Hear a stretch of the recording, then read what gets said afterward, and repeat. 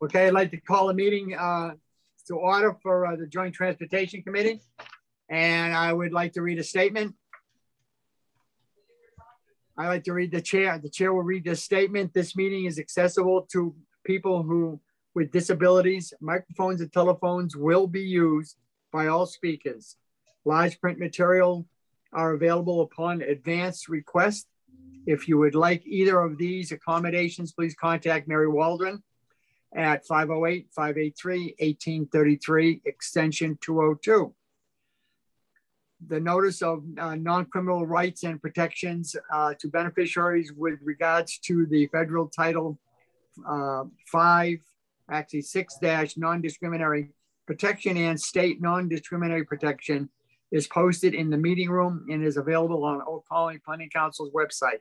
Please contact Mary Waldron at 508-583-1833, extension 202 for more information. Thank you. We'll now call the meeting to order. Charlie, you need to do a roll call. Yeah, what I will do is we typically run alphabetically through the communities, and then we recognize agencies and entities that are present. Okay. So Abington. Alternate. Avon. Bill Fitzgerald. Thank you. Bridgewater. Brockton. Brockton, Rob Mag. Rob. Duxbury. East Bridgewater. Easton. Dave Field. Greg Swan. Thank you. Halifax. Hanover. Hanson. Don Howard from Hanson. Thank you. Kingston. Pembroke. Plymouth. James Downey from Plymouth. Welcome. Plimpton. Stoughton. West Bridgewater. Mary Anderson for West Bridgewater. Welcome. Whitman. Dan Salvucci, I'm the alternate. Thank you. MassDOT Boston. MassDOT District 5. Hi, yes, Barbara LaChanza, District 5 Planning. Brockton Area Transit. Hi, everyone. Clint Geiler. Hi, Clint.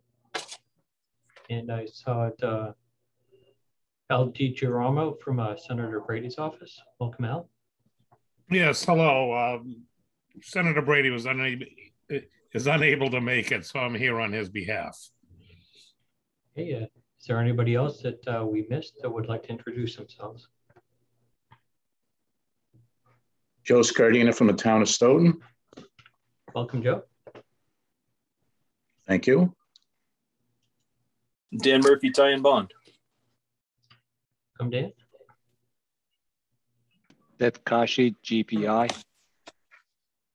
David Price, GPI. John Diaz, GPI. Thank you. Greg Lucas, Environmental. Rob Cahoon, VHP. Thank you. Mary Ellen DeFrias, Mass Development. Thank you.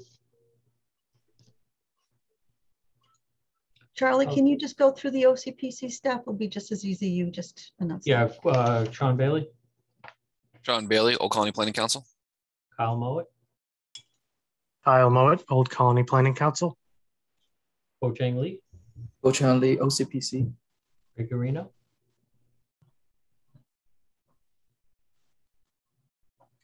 Mary Waldron. I'm sorry. I thought it was muted. Mary Waldron, Executive Director. Good afternoon, everyone, and welcome to the JTC. I think that covers all of us. So welcome, everybody. And thank you, Dan. I'll move to the next agenda. All right. Thank you very much, Charlie. I'd like to, is there anybody out that would like to speak under public comments? Just if there's a Dan McCormick who is in as an attendee, just to identify yourself so we can promote you to a panelist. Dan, Dan McCormick, Beta Group. Thank you, Dan. Welcome, Dan. Okay, seeing none, I'd like a motion to accept the minutes of August 5th, 2021. Do I hear a motion? I'll move. Second from Brockton.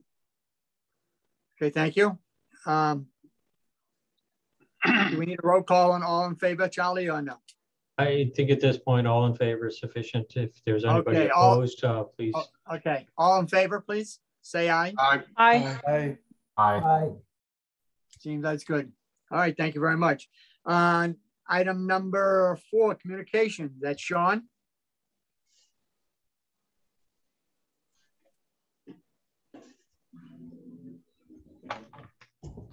Sean doing it. Item 4.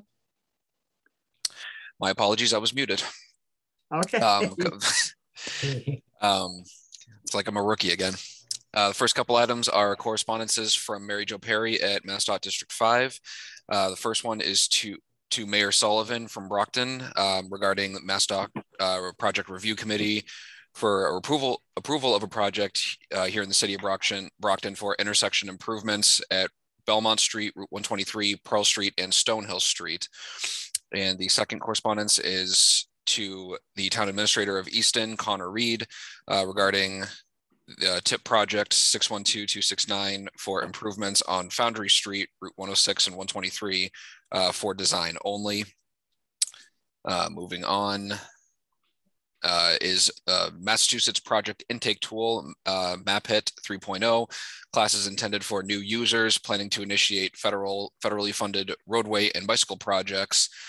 Some features of MapHit that you will learn about will include interactive forms, questions to establish a richer project scope, option to upload supporting documentation. Virtual classes will be offered 3 dates in October, the 6th, 20th, and 27th. For more information, please click on the link. 2021 to 22 Safe Routes to School Signs and Lines program. The MassDOT through Safe Routes to School has announced the launch of its 2021 to 2022 Signs and Lines program. Provides design services up to $6,000 in construction funding for up to 5 municipalities. Eligible low-cost projects include signage and pavement markings to improve safety and accessibility. The application period opened August 18th, and applications are due 5 p.m. Friday, September 17th in a couple of weeks. For more information, please click on the links provided below. That it, Sean? Thank you very much. Yes, that is it. Thank you. Okay, going on to item 5, reports. A, Brockton Area Transit. This would either be Mike or Glenn, either one. Thank you, Mr. Chair. Michael did send me some updates this morning. Okay. We wanted to share, thank you. We wanted to share that we anticipate that our commuter rail initiative, which offers discounted commuter rail fare for Brockton residents, is potentially going to be extended until March. And we'd like to thank MassDOT and the MBTA for their partnership in making that happen. Our ridership remains steady at around 50% recovery. We averaged about 5,000 passengers per day all week. So nice. We're excited to report that. We have passengers coming back, and people are coming back to work, back to school, obviously. We're also working with OCPC on our ridership report, and also they're conducting a initial bus lane study for us to kind of analyze the potential areas for bus lanes in our service area. We're also working on a larger project in support of our community I lost it. Anyway, our CRTP, which is our Comprehensive Regional Transit Plan, and that's to improve and add new bus shelters with lighting also to our service area. So we're open to recommendations for locations. I know that we have a lot of municipalities here for which our fixed route buses serve. So you can reach out to me or Michael if you have recommendations for new locations. Also just wanted to add that this weekend, so Saturday and Sunday, is the last weekend for our free fare summer program. So take advantage of that if you are out and about on Saturday or Sunday. Thank you. Thank you very much. Moving on to item B, GATRA, Greater Attleboro Taunton Regional Transportation Authority. Sean, that's yours. Yes, thank you again, Mr. Vice Chair. Just a quick update with GATRA. They will be having some upcoming public meetings as they will be looking to adjust some of their routes that will include some routes down in the town of Plymouth. Their GATRA Go service in South Plymouth has been very successful, and they will be adding in a third vehicle for their fleet for that service as well. And that is the only update that I have. Thank you very much. And you're up again, Sean. Item C, South Coast Rail. You're one busy young man. Yep, and not done yet. So for the month of August, continued work along the New Bedford main line. There were track materials that were delivered by rail to a couple of sites. Some new track installations were conducted at a few locations, and then just other items such as continued tree clearing, replacing culverts, replacing the railroad bridge over the Assonet River in Lakeville, continued its work, and multiple railroad grade crossings occurred. One I know was in Taunton on Middleborough Avenue. The traffic was detoured to some side streets for the 3 or 4 days that work was going on. And then just additional work such as drainage and utility installation, erosion controls continued as well. And I believe it's on the next page of this staff report. If anybody's interested in receiving the weekly updates for this report, please click on this link so that you can enter your contact information so that you can receive the updates for this project. Thank you very much, Sean. Thank you. That it? Yes. Okay, thank you. Moving on to number 6 on the agenda, old business A, for the fiscal year 2021 to 2025 Transportation Improvement Program tip implications. Charlie? Yeah, thank you, Mr. Chair. So seeing that we're in the last year of the federal fiscal year for 2021, I'm happy to report that all 3 projects programmed in Federal 21 have been advertised for construction bids, and on your screen there are the first 2. The first is in Avon, that's the intersection improvements at Harrison Boulevard and Pond Street. The second project is in Easton, that's the Route 123 Depot Street project. And last but not least, in Stoughton, improvements at Richard Wilkins Elementary School, Safe Routes to School project that was advertised for construction bids as well. And you can see the results of the bid opening on all 3 of those projects here.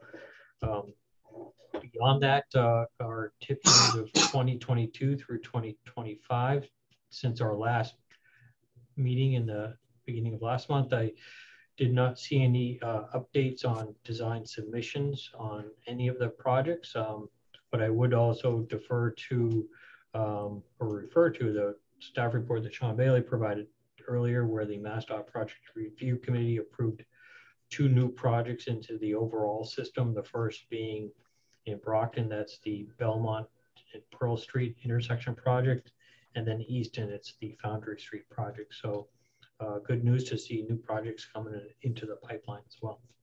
But I will scroll through the projects, and at this point, if folks have any questions with regard to any of these particular projects, we can certainly entertain those. Okay, thank you very much, Charlie. Moving on to agenda item number 7 under new business A, Old Colony drone program. Kyle. Thank you, Mr. Chair. So yeah, the drone program for OCPC is now taking flight. So 3 of the 4 staff here at OCPC have obtained their remote pilot certificates, and we've been out with the drone. We've gone once to practice. So the drone missions that we'll be taking on, it's going to supplement our local technical assistance studies, DLTA, road safety audits, corridor studies, congestion management process, and communities will also have the opportunity to request drone services for intersection photography, roof inspection, water tower inspection, before and after project analysis. We'll be able to capture phases of construction projects, 4K roadway corridor videos, hazard mitigation, open space photography, infrastructure inspections. That could be bridges, signage, light poles, pavement, and also for public education and outreach. And we'll have more information on the drone program on our website very soon. And I have a couple pictures to show that we took. If I can share my screen. Oh yeah, and these are the three pilots, myself, Kyle, and Sean in the middle, and Andrew. This was when we went out for our first practice flight. Very nice. Kyle, it's ready for sharing. All right. Can you all see that? Yeah. So this is a picture we took. You can see City Hall right here. Right here is the OCPC office. Yeah.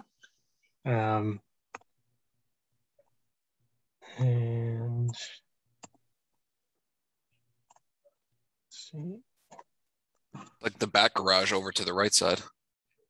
Yeah. Yep. Right here. Huh?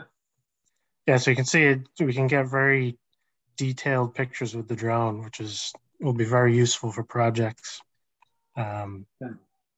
Yeah, if anybody has any questions, I'd be happy to answer them. Yes, can you, Joe Scardino from Stoughton, can you program the drone to take specific time pictures, like if you were looking at congestion of intersections or capacity in parking lots, without actually physically being there? In other words, if the drone is in the sky, can you say, I want a shot at 12 o'clock, I want one at 9 a.m., and I want one at 5 p.m.? Well, we have to maintain visual line of sight with the drone, so we can't just fly it and then leave the area. So, I see. Yeah, I don't think that's something we'd be able to do. So somebody physically has to be there at all times with the drone. Yes, correct. Okay. Joe, was there something that, in terms of the purpose, I'd be just to dig a little bit more into that?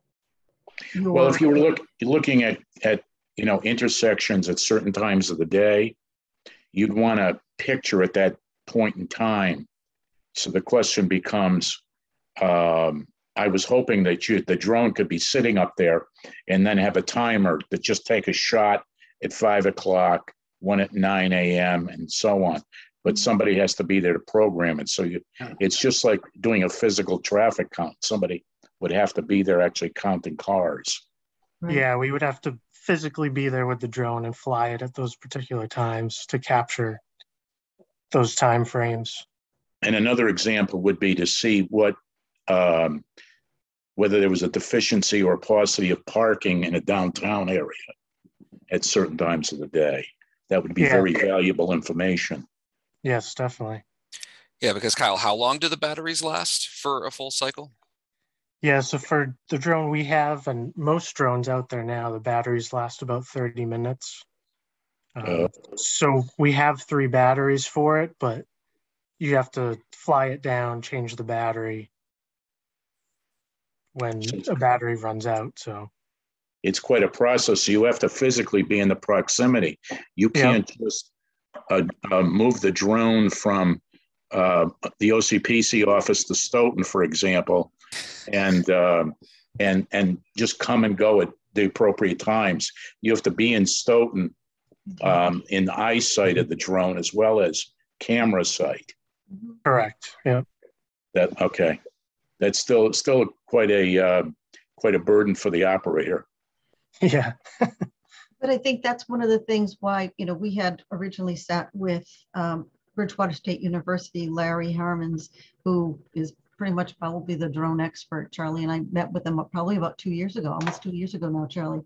And just knowing the capacity, but also knowing what it can do for, anyone. So it does require flight plans that Kyle talked about, as well as, taken to test and having it and logging the hours, what's being there. But hearing what your interest is, Joe, there may be some other capacity or, that certainly not putting a lounge chair up there so one of our staff could sit somewhere on top of a roof. But outside of that, I think you are bringing up a topic that maybe we can do a little bit of exploration about how to address the needs. It's just a technical a constraint of the technology. I was hoping that it was a little bit more advanced than it is. So, but as Belichick would say, it is what it is. Maybe we can get our hands on a military drone at some point. Fly it around the region. That would be a very valuable tool, considering what the potential is to, as far as the technology. So that would be very valuable to anybody doing any kind of planning. Yeah. And speaking of Larry Harmon, I know one of the support technologies that is available is to actually use a tether to a higher capacity power supply. And that it would be more of a static drone, but you could fly it for, say, 3 hours uninterrupted at an intersection to capture the video, and then to, do stuff such as parking turnover study. So you could fly it conceivably for longer periods of time. But to your point, Joe, it would still have to be, staff would have to be in its proximity. So while we're still exploring this, Kyle had also reached out to the other regional planning agencies and how they're utilizing drones and forming at least this network of drone flyers, if you will, to work across, whether it's DPW or police departments or fire department, planning for conservation land that you can't get to when you want to be protective of the coastline itself. I mean, there's a whole host of items, and certainly for those that are on this call to contact Kyle with some ideas to in fact utilize our drone. And some of the technologies that we're investigating is software such as Drone Deploy, where you could set the drone to fly a specific pattern over a parking lot that would actually count the vehicles in a parking lot, so staff wouldn't have to physically do the counts themselves. That's one of the things that we've been working with Larry Harmon on, some of those advanced technologies beyond photo and video acquisition. It would allow the staff to stretch themselves a little bit further than they can if they're dedicated to a specific spot for most of the day. Perhaps we could, I don't want to call on anybody, but David Price, you mentioned drone capabilities. So yeah, hi, good afternoon again, everybody. I'm here along with John Diaz. We both work at GPI, and I'm the chief drone pilot at GPI. I've been there for about 5 years. Since I left Bridgewater State, I was actually the Dean of Aviation there. And I know Larry Harmon pretty well. Yeah. I was getting into drones and decided to do that transition and be out in the field flying drones. Your question about parking and traffic is actually a bit of our bread and butter. We go out, I can do survey mapping of parking areas, of downtown intersections, with FAA waivers when I need them. And we can produce really highly accurate traffic counts, parking counts. In most cases, we're able to capture imagery that is survey grade. And when I say survey grade, for the people here that do any type of survey work, we're getting accuracies of just a couple of inches horizontally and vertically. So we have a fleet of drones, and it sounds like the drone that you have is probably a Phantom 4 Pro with the horizontal is what you got. Yeah. Yes. If you need help with safety issues, we've actually been contracted by a few towns, currently Scituate and Marshfield. I'm doing a training session for both of those towns separately at some point in the next few months. And we're helping those towns also develop their standard operating procedures and their safety management systems so that nothing bad happens with their drones. That's the last thing any of us want. So we'd be happy to help. David, I did not recognize you with your glasses on. As soon as you said you worked at BSU, I said, I know exactly who you are. So your name is familiar. Yeah, good to see you. Hey, is that it? That's it.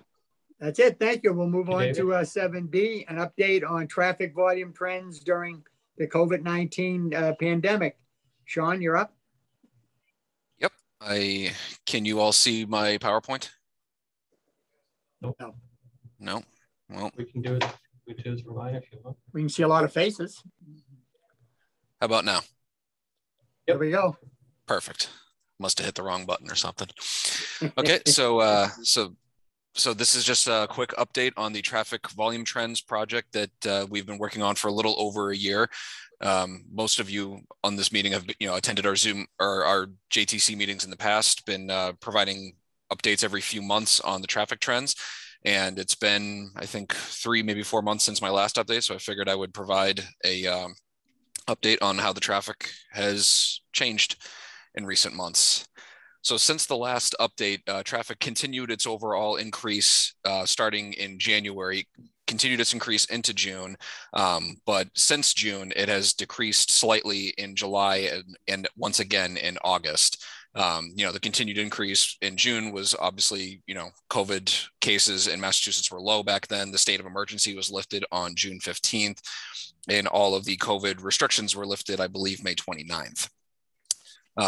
Two of our locations were higher than the baseline year, which is 2019. Plymouth, which is on Route 3 north of the Bourne line, and then Weymouth, which is also on Route 3 north of Route 18. Plymouth was actually 5.8% above its baseline, which is the highest above baseline that we've seen for any location since COVID first hit. And it's also noteworthy that Plymouth has been above the baseline in 4 months so far in 2020. In 2021, excuse me. As was observed with Easter and Memorial Day, traffic on the 4th of July was higher than it was in 2020. Hurricane Henry saw a significant decrease in traffic. There was actually a bigger impact on traffic than there was on the weather. And as always, the data was extracted from MassDOT's MS2 system.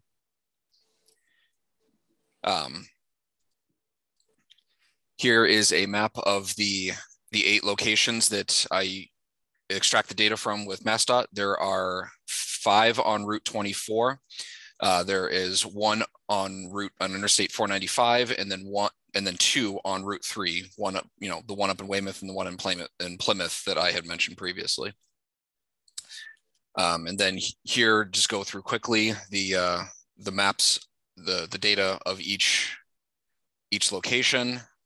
The top map is the daily traffic for each of the locations, and then the bottom is the average daily traffic for the months.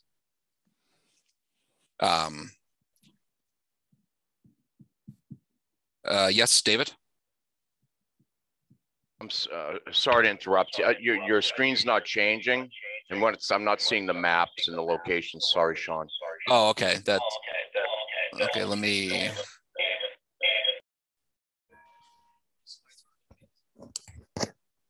See him on the side. One second. Let me try to figure out what's I'm going through them on my screen. I'm not sure what. Sean, you might be sharing the wrong screen. It could be. I mean, we're not seeing it in presentation mode, so unsure. Okay. Thank you. Let me try to figure out what this.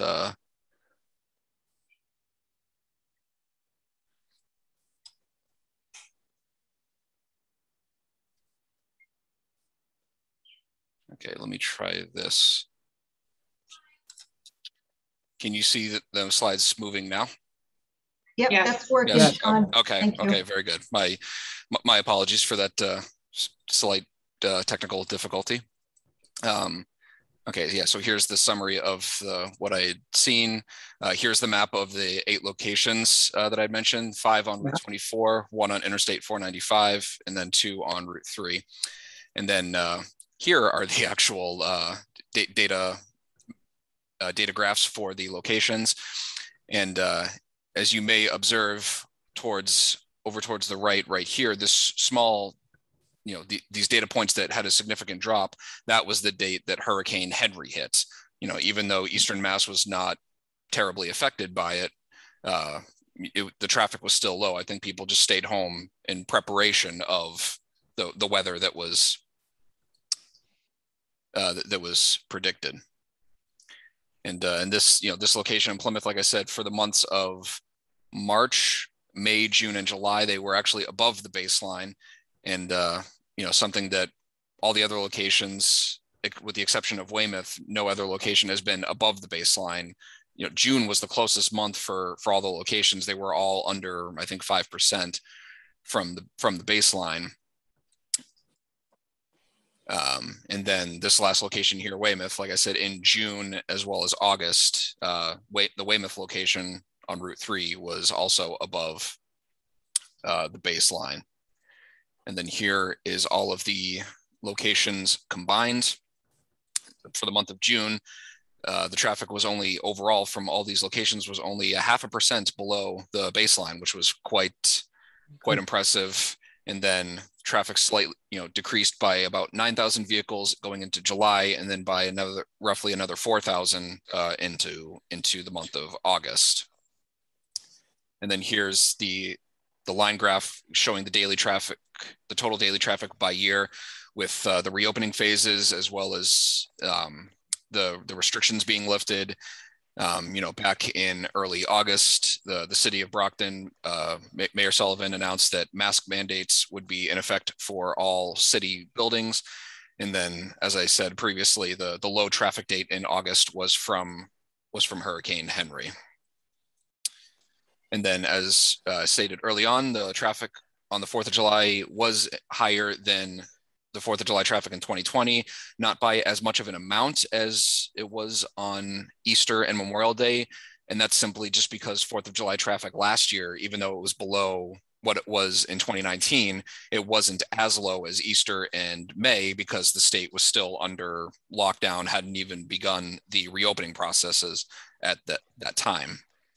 And then, the date that Hurricane Henry hit compared to the rest of August, the average was around 50%, maybe 52%. The Rainham location was just under 60% below the average daily traffic for the rest of the month.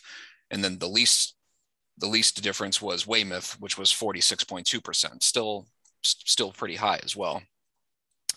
And then just some results in looking forward. June's continued increase, was due to the state of emergency being lifted, as well as the continued vaccine rollout, with Massachusetts being one of the top vaccinated states in the country.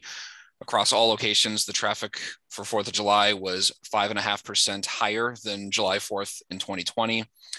The traffic on the date that Hurricane Henry hit was actually the lowest overall daily traffic since February 7th, dating all the way back then. The decline in traffic, in the months of July and August were likely due to the Delta variant spreading across, even though we've seen some effects of it here in Massachusetts, not as bad as some other states, as well as the extreme weather. The month of July was the hottest month ever recorded, I believe, as well as it was quite a wet month. We had a lot of rain and thunderstorms. And, with the FDA approval of the Pfizer vaccine and with the booster shots being rolled out, there's hope for a better fall and winter than we observed last year, with steep decline in traffic as well as steep increase in COVID cases. And we do, as always, we have a web page on the OCPC website with this data, as well as an interactive map, so you can see all the individual locations where they are on the map. And this is the link to that web page. And that is my update. Does anybody have any questions for me? Yes, David. Terrific work. Thanks for all that hard work you put in. It's really a great presentation. So as you know, I'm a traffic anchor at WBZ. I actually worked on the day of Hurricane Henry, and you're right, there was no traffic basically.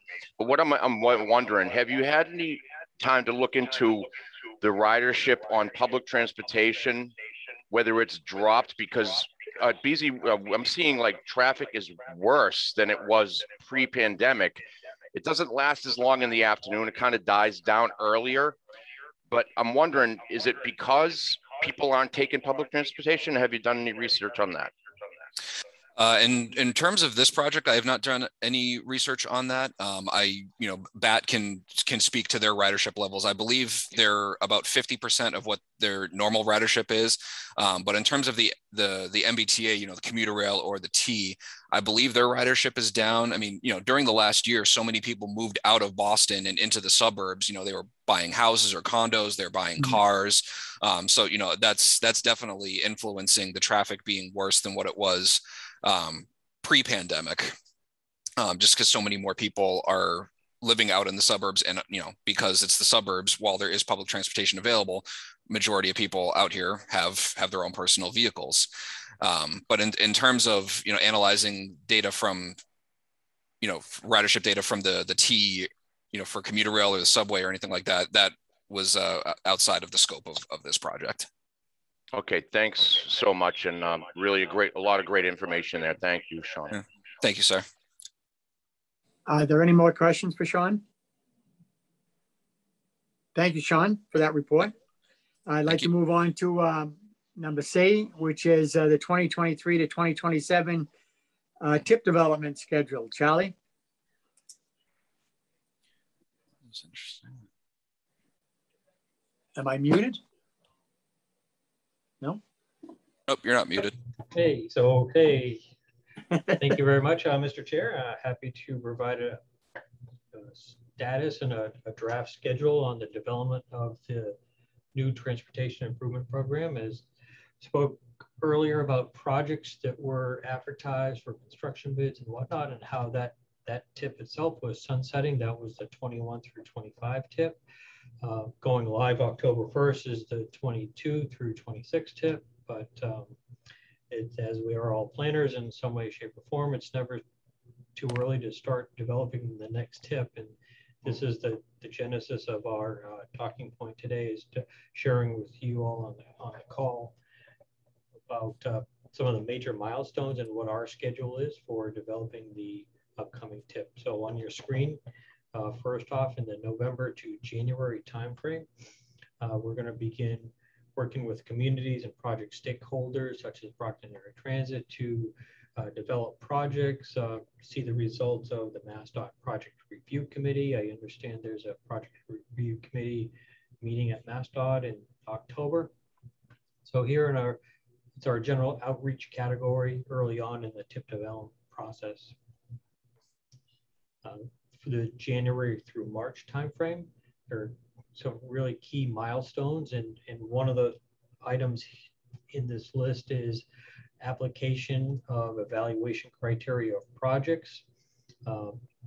Something that's also very important in this is the third bullet down. It's what we call Tip Readiness Day. This is a collaborative effort by and between the MPOs across the Commonwealth and MassDOT to review and assess all the highway and bridge projects in the pipeline to gauge project readiness and any concerns that might be delaying a project, such as design submissions, status of right-of-way acquisition, status of environmental permits. So at the end of that tip readiness day, there's a recommendation that comes out that's a year of programming. As an example, if project A is currently programmed in federal fiscal year 2023, the potential outcome of a recommendation would be, yes, keep that project in 2023, all looks good, it's on schedule, things are on track.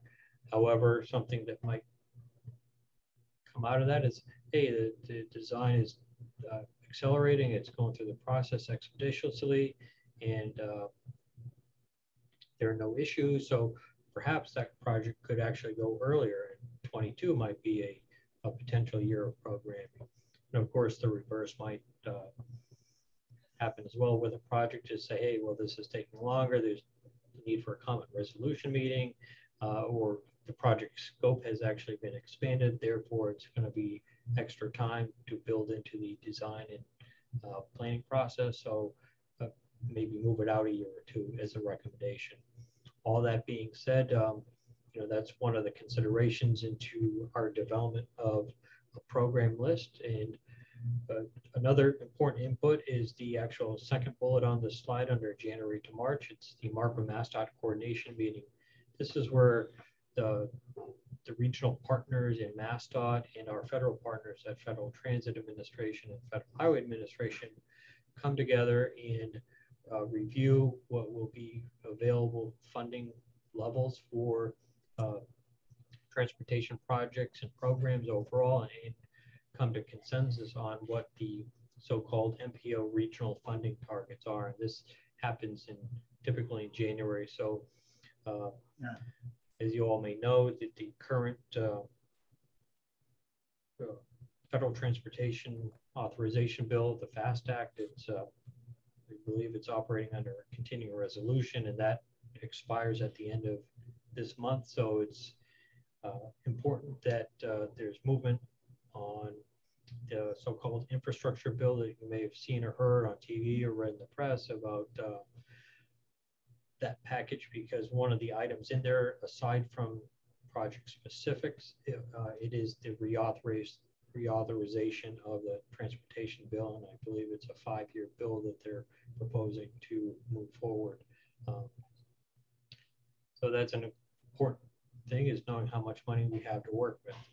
And culminating at the end of March at an MPO meeting is the MPO board will review and consider, multiple scenarios of programming for TIP projects.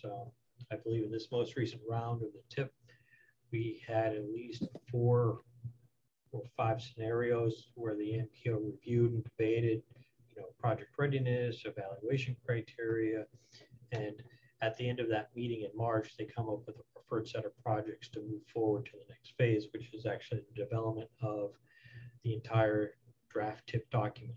So from March to April, and in April, what happens is the Old Colony MPO will actually release a draft TIP to a public review and comment period. And I note that this schedule here in April and May is consistent with what it was last year. So there's no deviation from what's happened in recent years. So the TIP will undergo a public review period. And then in May, the MPO will reconvene and hear public comments on the draft TIP. And if there's substantial comments on the TIP, the MPO actually might revise the TIP and re-release it to a public review and comment period. But I know one of the important things to keep in mind here with the TIP development schedule is that not only the Old Colony TIP, but the 12 other MPO TIPs across the Commonwealth will actually help comprise input into the MassDOT capital investment plan, which has to go live July 1st. So the TIPs from across the Commonwealth inform that, number one. And number two, the TIPs comprise what they call the State Transportation Improvement Program. So projects in this region, projects in the Southeastern Mass region, projects in the Cape Cod region, they're all collated into an overall State Transportation Improvement Program. And then once that's assembled, that goes to the federal partners such as Federal Highway, FTA, and EPA for review and consideration. And that draft STIP is also provided to DEP for review and comment as well. So here in the May and June timeframe, once the Old Colony MPO's work is done, MassDOT really gets cranking on developing those 2 documents, the CIP and the STIP. And then somewhere, hopefully in September, there's actually a sign off on the draft STIP by the federal partners, and therefore that would enable the regional TIPs to go live on October 1st. So that's a quick snapshot and a summary of our schedule. I'll just go back a slide, just reminding the folks on the call that April, the MPO is looking to have a draft full TIP document to release to the public for their review and comment. And then in May is kind of a bookend of that process as far as the Old Colony MPO is concerned, to actually review the public comments, and then for the MPO itself to consider endorsement. So there's time built into the schedule to take into account projects moving forward in the design process. So one of the things, for a project to be in year 1 of the TIP, it's our typical threshold that the project is at least 75% design.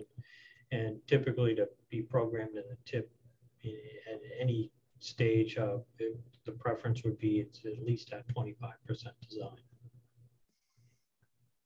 So that's an overview of our schedule, and we're looking forward to working with our community partners in Brockton Area Transit, MassDOT, on developing the set of projects. It's always interesting to see how the list of projects come into view, and in all likelihood, there will be several scenarios for the MPO to consider in March.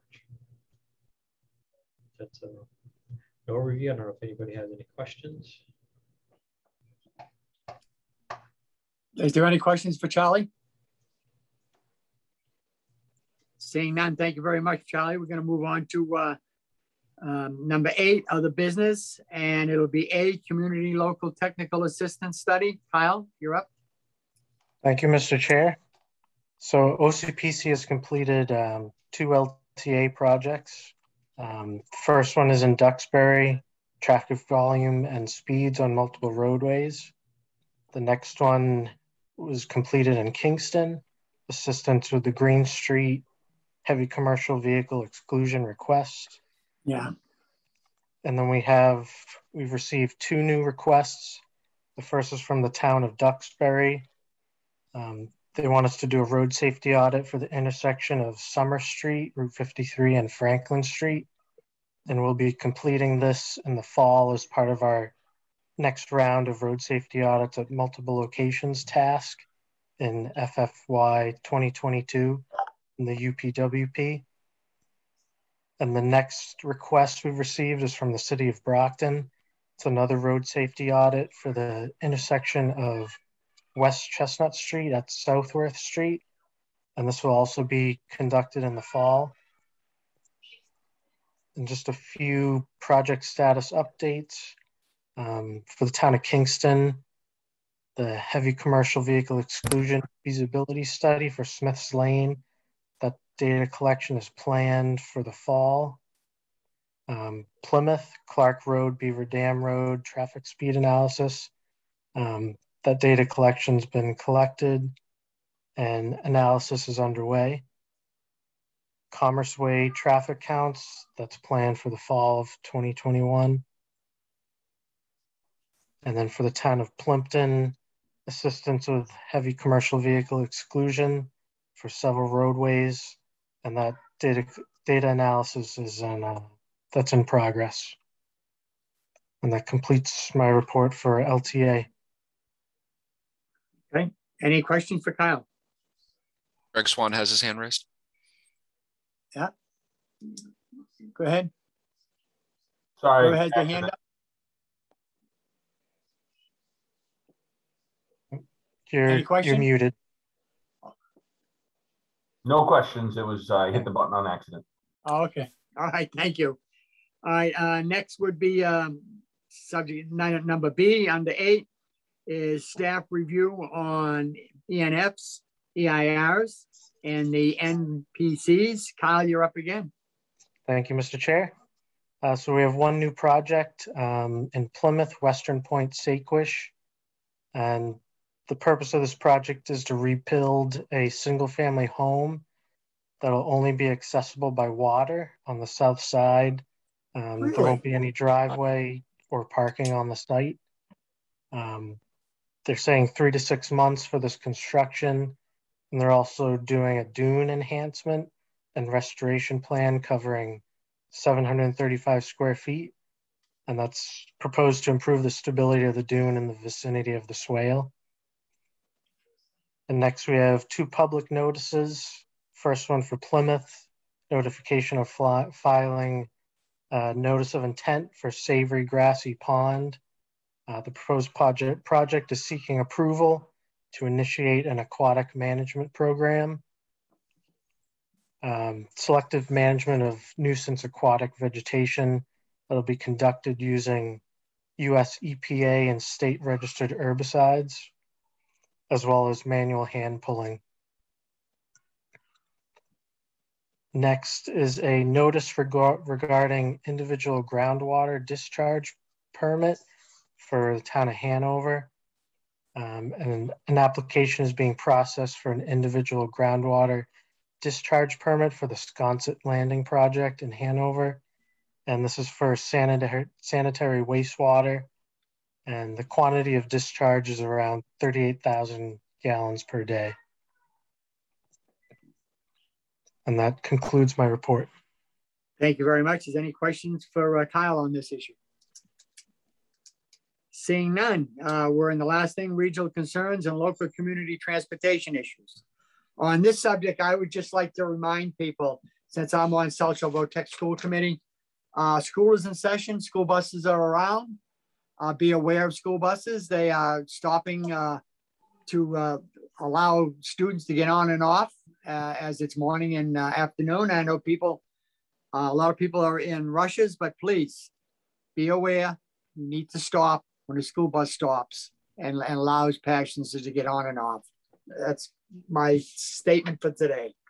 Anybody else have any concerns? Seeing none, I guess I have a motion for adjournment. So moved. Do I hear a second? I heard it. It was Joe. Okay. All right, then thank you everyone for attending. We'll see you at our next meeting. Stay safe. Happy Labor Day. Thank you. All right, thank you. Thank you. Great job, Everybody be Dan. safe.